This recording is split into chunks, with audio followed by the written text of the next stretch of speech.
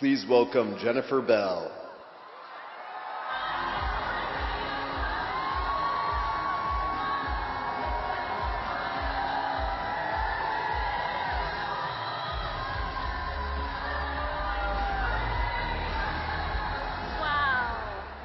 Hello, North Carolina. This is an amazing crowd.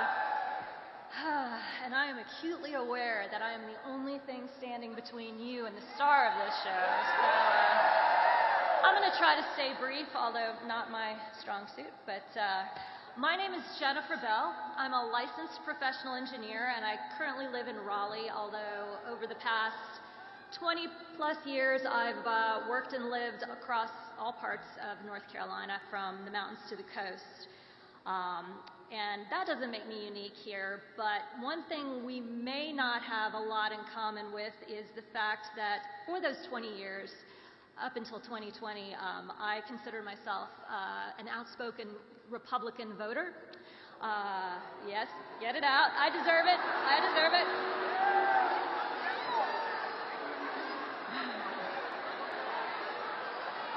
That's right, that's right.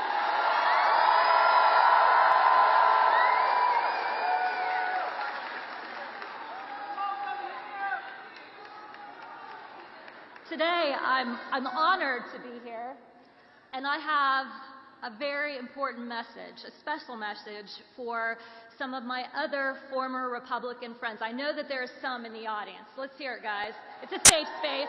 It's a safe space. Any, Haley voters for Harris? All right, all right. Conservatives for Harris? Yes, we're all a family now. But I wish I could speak to those conservative voters, those North Carolinians that are at home right now and maybe haven't quite been able to take the leap. I would invite them to today join me in putting country before party.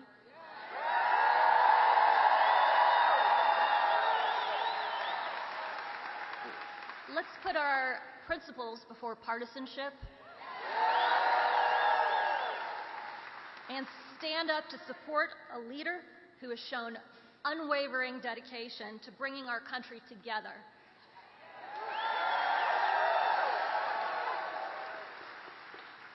Of course, Vice President Kamala Harris. I still have a few more remarks. Hold on a second. So as a conservative, fiscal conservative, I feel like I made an honest mistake in 2016 when I voted for Trump. I had this illusion. It was an illusion that a successful business person might bring efficiency to the government.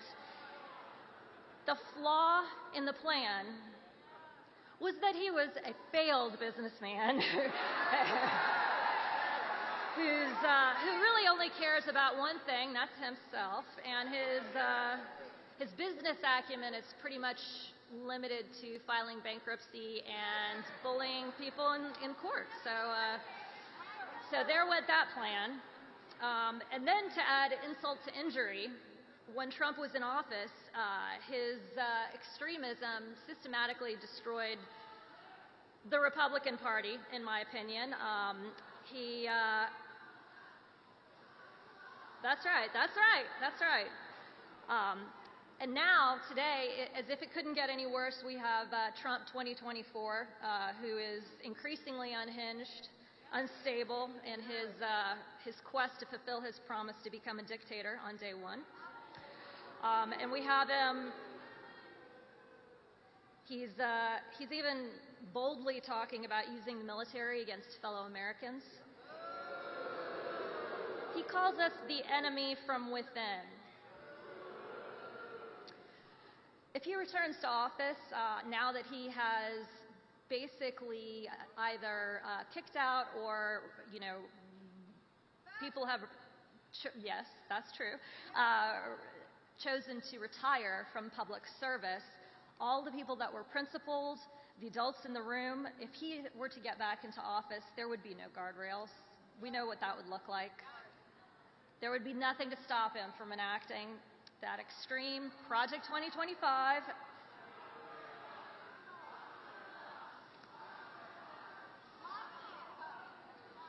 is hope. There is hope, and you all know what that hope is.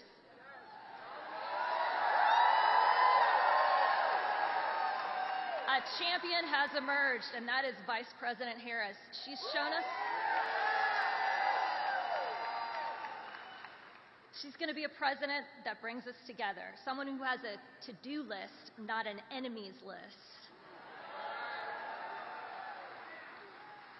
She's also uniquely qualified to advocate for us, for all Americans, Kamala for the people.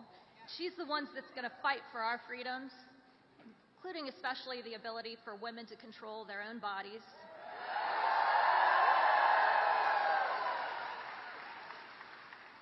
This is obviously something personal to all women and men in the fact that women's reproductive care. It's a very serious issue, and to me it's particularly personal. I have struggled with infertility and had a journey over the past 10 years.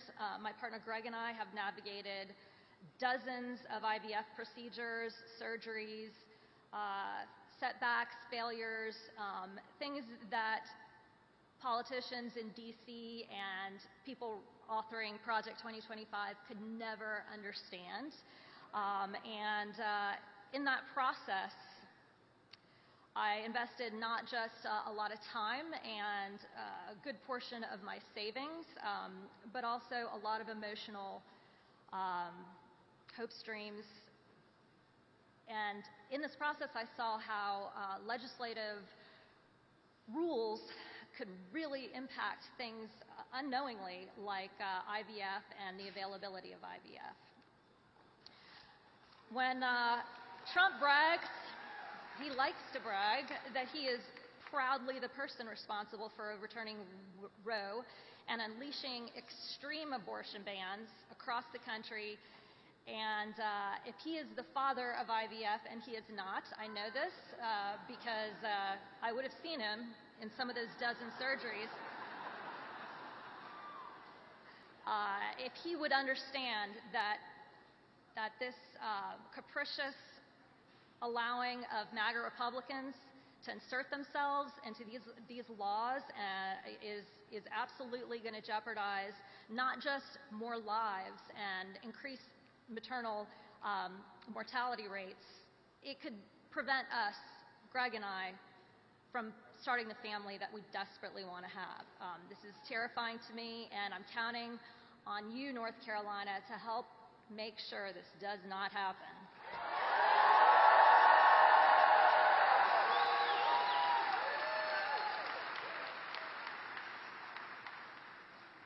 We know there's a clear choice in this election.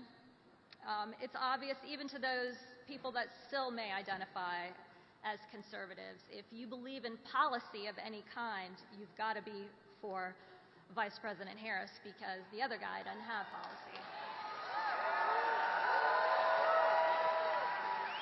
But she's fighting. She's fighting for a new way forward, and it's going to bring us back together. She's going to fight for our freedoms, protect our democracy, grow our economy, and ensure everyone has the chance to succeed.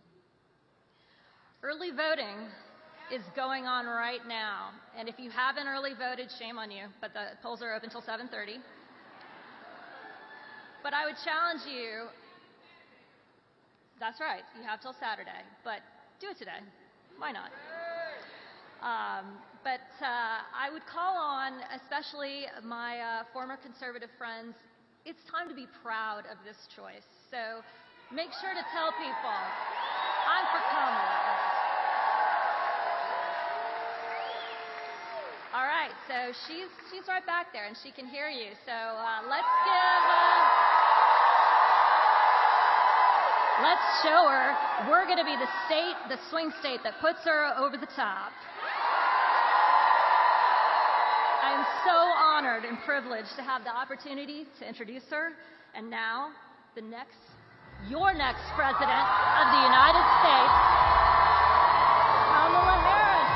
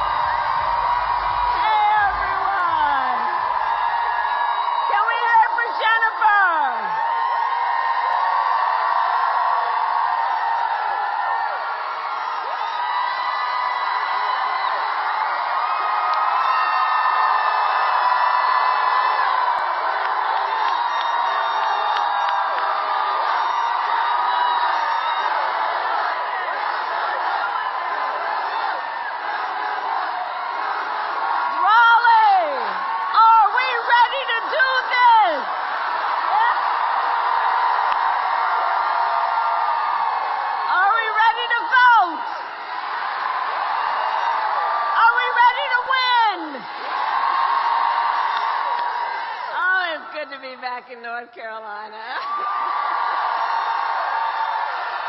Thank you all, and all the incredible leaders who are here. Thank you all, everyone, for taking time out of your busy lives to be here this afternoon. I thank you. Thank you. And I want to thank my dear friend, Governor Cooper, Roy Cooper, Attorney General Josh Stein, who will be your next governor, Representatives Nickel, Ross, Fushi, and Mayor Baldwin. I thank you all and all the leaders who are here. So Raleigh, early voting, as Jennifer said, has started. Here in Wake County, you can vote early now through Saturday, November 2nd. And we need you to vote early, North Carolina.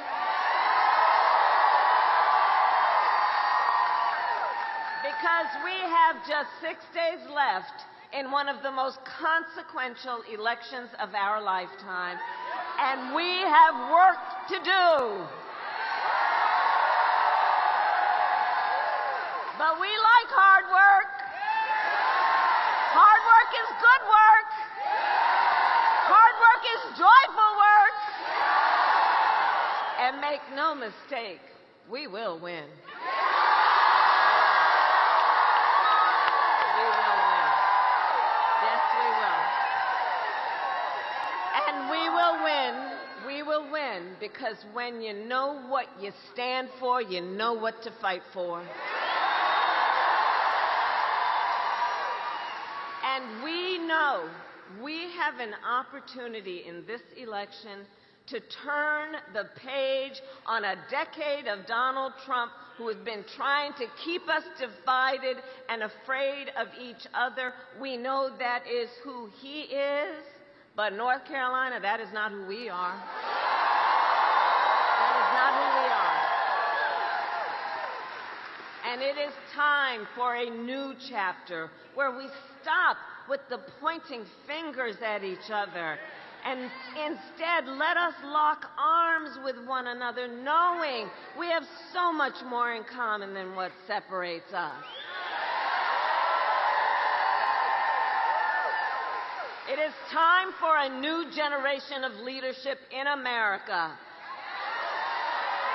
And I am ready with you. I am ready to offer that leadership as the next President of the United States of America.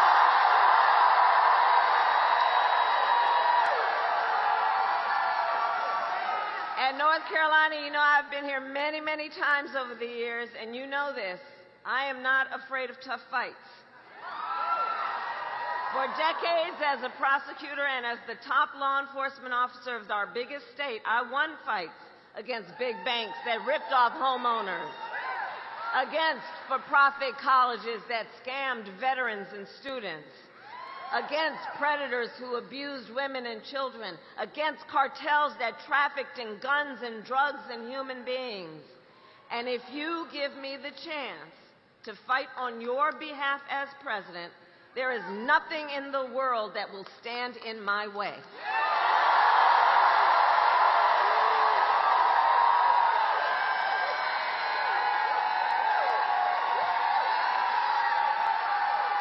And look, we know who Donald Trump is. This is not someone who is thinking about how to make your life better. This is someone who is unstable, obsessed with revenge, consumed with grievance, and out for unchecked power. In less than 90 days, either he or I will be in the Oval Office.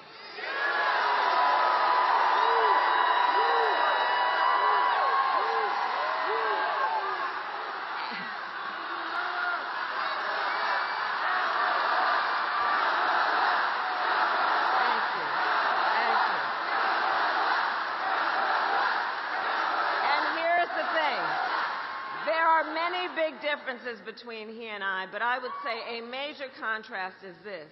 If he is elected on day one, Donald Trump will walk into that office with an enemies list.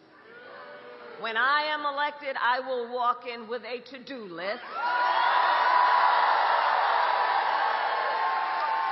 full of priorities about what I will get done for you, the American people. And at the top of my list is bringing down your cost of living. That will be my focus every single day as president. I will give a middle-class tax cut to over 100 million Americans. Enact the first ever federal ban on price gouging on groceries. And fight to make sure that hardworking Americans can actually afford a place to live. And if you are caring for an elderly parent, my plan will cover the cost of home care under Medicare so that seniors can get the help and care they need to stay in their own homes.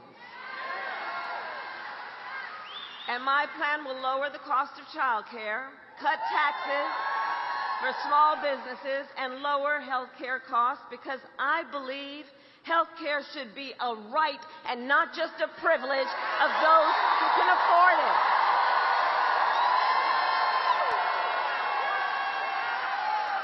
On the other hand, Donald Trump's answer to the financial pressures you face is the same as last time. Another $1 trillion in tax cuts for billionaires and big corporations.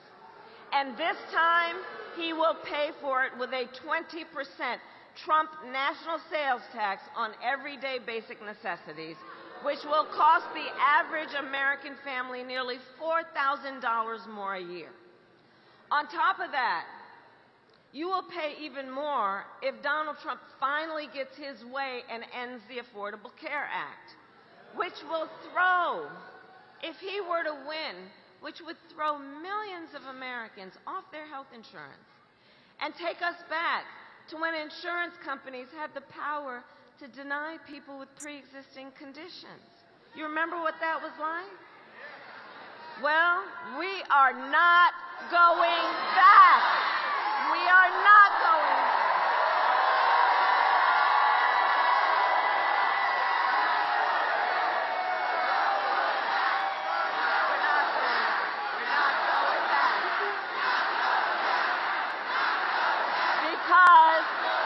And we are not going back because ours is a fight for the future. And it is a fight for freedom. Like the fundamental freedom of a woman to be able to make decisions about her own body and not have her government tell her what to do. And we all remember how we got here. Donald Trump hand-selected 3 members of the United States Supreme Court with the intention that they would undo the protections of Roe v. Wade. They did. And now in America, 1 in 3 women lives in a state with a Trump abortion ban, including in North Carolina and every state in the South except Virginia. Think about that. Many with no exceptions, even for rape and incest, which is immoral. And Donald Trump, understand, he's not done. He would ban abortion nationwide. He would restrict access to birth control, put IVF treatments at risk, and force states to monitor women's pregnancies. Just Google Project 2025. Just Google it. Read the plans yourself and let us agree. One does not have to abandon their faith or deeply held beliefs to agree. The government should not be making that decision for you. Not the government. And when Congress passes a bill to restore reproductive freedom, as President of the United States, I will proudly sign it into law. So, North Carolina, I am asking for your vote. I am asking for your vote. And here is my pledge to you. As your president, I pledge to seek common ground and common sense solutions to the challenges you face. I am not looking to score political points. I am looking to make progress. And I pledge to you, I will listen to experts. I will listen to those impacted by the decisions I make and to people who disagree with me.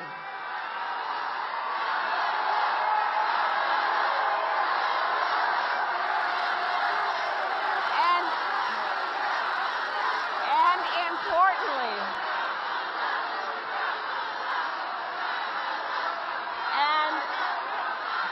Raleigh,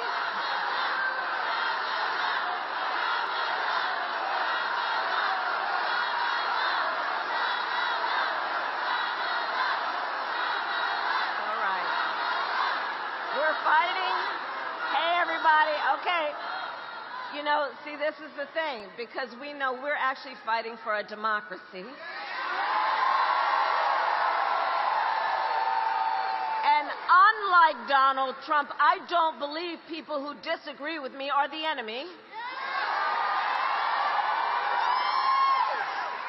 He wants to put them in jail. I'll give them a seat at the table.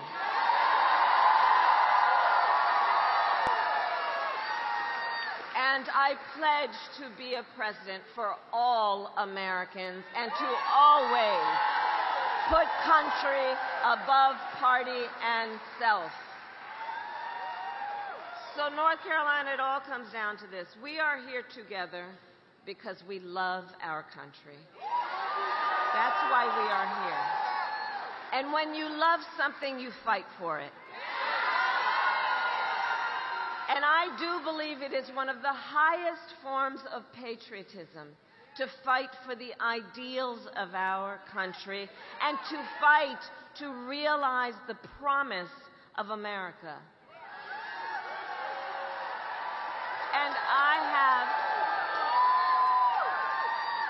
And I have always believed in our nation's, yes, and like all of us here, I have always believed in our nation's promise because I have lived it. I grew up as a child of the civil rights movement. My parents would take me to marches when I was in a stroller, where people of every walk of life came together to fight for the ideals of freedom and opportunity. I've lived the promise of America.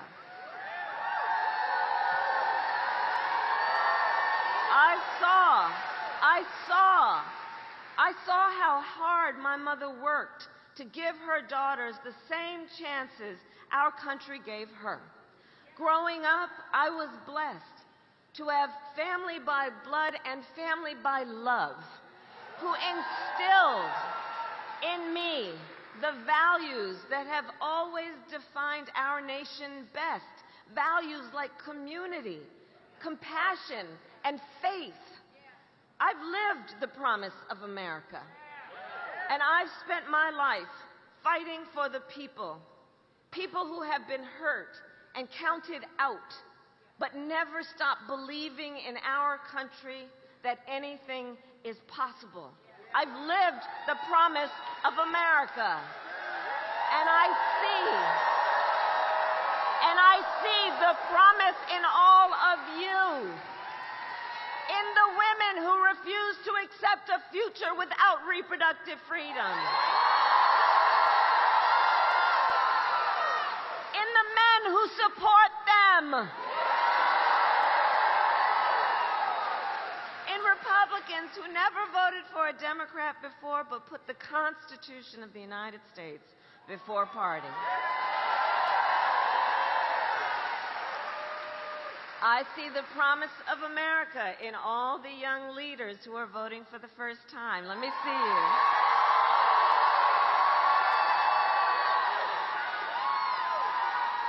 I love you guys because you are rightly impatient for change. you young leaders, you've only known the climate crisis and are leading the charge to protect our planet and our future. You young leaders who grew up with active shooter drills, who are trying to keep our schools safe. You who have known fewer rights than your mothers and grandmothers and are standing up to fight for freedom, to make your own decisions about your own bodies.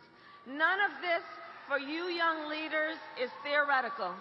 This is not theoretical for you. It is not political for you. For our young leaders, this is your lived experience.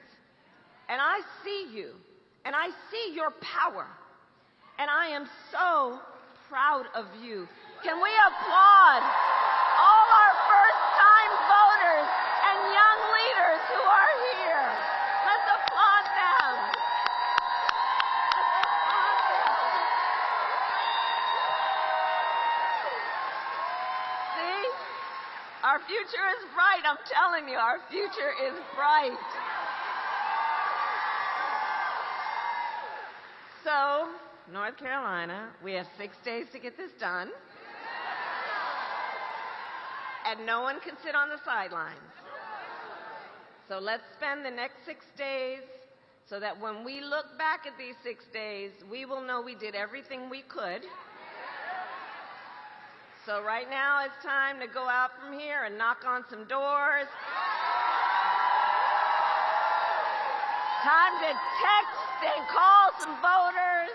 Time to reach out to family and friends and classmates and coworkers and neighbors. And as we do, let us please be intentional about building community.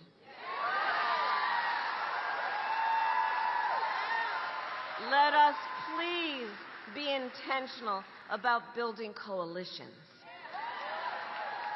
Because through all of that, we strengthen our nation.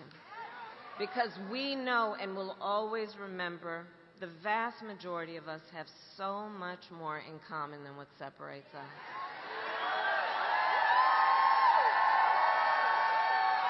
And we are all in this together.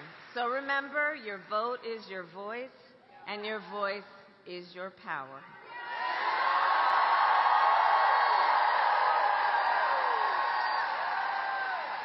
So, North Carolina, I then ask you, are you ready to make your voices heard? Do we believe in freedom?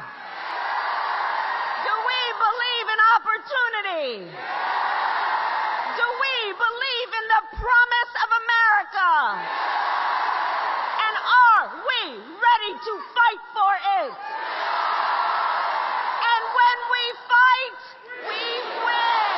God bless you, and God bless the United States of America.